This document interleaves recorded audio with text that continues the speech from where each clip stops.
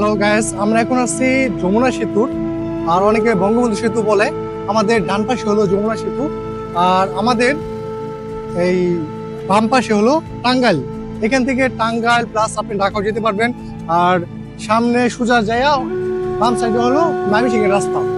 আর যাই হোক, আমরা যেহেতু আমাদের উদ্দেশ্য ছিল আমরা যমুনা সেতুতে ঘুরতে আসবো, তো যমুনা সেতুর সামনে আছি। আমাদের বাইক এখানে 4টা, আরেকজন আসার বাকি আছে। আমরা খুব তাড়াতাড়ি চলে যাবো যমুনা সেতুতে। আমার আরেকটা ভাই আসলে এখানে, সো আমরা ওয়েট করতেছি তার জন্য। এবং যমুনা সেতু যে সৌন্দর্য এবং আই ক্যাচিং ভিউ, সেটা আপনাদের মাঝখানে তুলে ধরবো। আশা করি ভিডিওটা শুরু থেকে শেষ পর্যন্ত দেখবেন, ভালো লাগবে। ধন্যবাদ সবাইকে। যমুনা সেতু বাংলাদেশের উত্তর এবং দক্ষিণাঞ্চলকে একত্রিত করেছে, যা দেশের ইতিহাসে একটি গুরুত্বপূর্ণ অধ্যায়। এটি শুধু একটি সেতু নয়, বরং মানুষের মধ্যে একটি সাংস্কৃতিক এবং অর্থনৈতিক সংযোগ স্থাপন করেছে।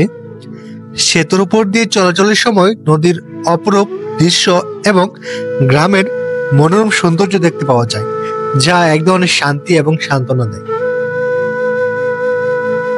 এই সেতু দেশের ব্যবসা বাণিজ্যে ব্যাপক অবদান রাখছে এবং সেতু পার হয়ে মানুষের জীবনযাত্রা অনেক সহজ হয়ে গেছে। এটি অনেকের কাছে স্মৃতির প্রতীক, যেখানে বহু মূল্যবান সময় কাটানো হয়েছে। যমুনা সেতু শুধু অবকাঠামো নয়, মানুষের হৃদয়ে এক শক্তিশালী সংযোগের প্রতীক। যমুনা সেতু, তুমি আমাদের দেশের অমূল্য রত্ন।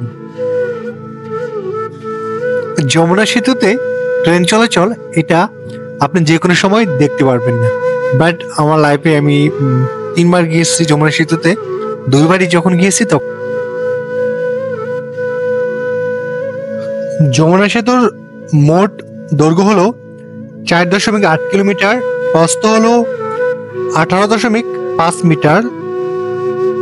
এবং যমুনার বাম পাশে যে সেতুর বাম পাশে যে রেল লাইনটা দেখতে পাচ্ছেন, এটা খুবই তাড়াতাড়ি উদ্বোধন হবে। 2025 সালে মনে হয় জানুয়ারি মাসে।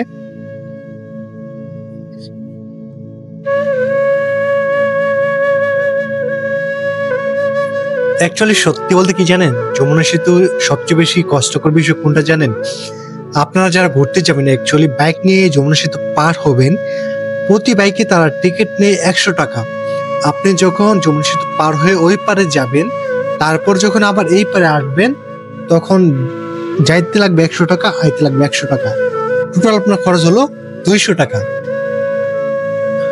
যমুনা সেতুর সবচেয়ে বেশি মজার বিষয় হলো আপনি এখানে সুন্দর একটা টাইম পাস করতে পারবেন। আর যদি বিকালবেলা আসেন, তাহলে আপনার কাছে বিকালটা অনেক রোমাঞ্চকর হবে।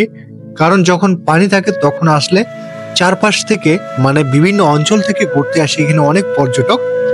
যাই হোক, আমরা যমুনা সেতু ঘোরার পর যমুনা সেতুর প্রবেশদ্বারে, আপনি যদি টাঙ্গাইল অথবা ময়মনসিংহ অথবা ঢাকা থেকে আসেন, তাহলে যমুনা সেতুর প্রবেশের আগে বাম সাইড দিয়ে গেলে একটা ঘাট পড়বে। আপনারা চাইলে এখানে গোসল করে নিতে পারেন।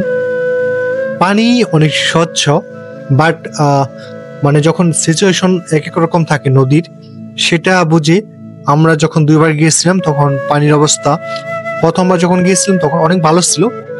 আমরা লুঙ্গি দাঁড় নিয়ে গোসল করছি এখানে। বাট এইবার আমরা অ্যাডভান্স প্রিপারেশন নিয়ে এসেছি এখানে গোসল করব। তো দেখেন, আমি জাস্ট একটা টাইম ল্যাপস ভিডিও অন করে রাখছিলাম, আর সবাই গোসল করতেছে। তো আমি আমার ভিডিওটা আরো দীর্ঘায়িত করবো না। সবাইকে অসংখ্য ধন্যবাদ জানাই আমার ভিডিওটি দেখার জন্য। অ্যাকচুয়ালি আপনি আমার ভিডিও দেখে কি শিখতে পারলেন অথবা আপনার কেমন লেগেছে, সেটা অবশ্যই কমেন্ট করে জানাবেন।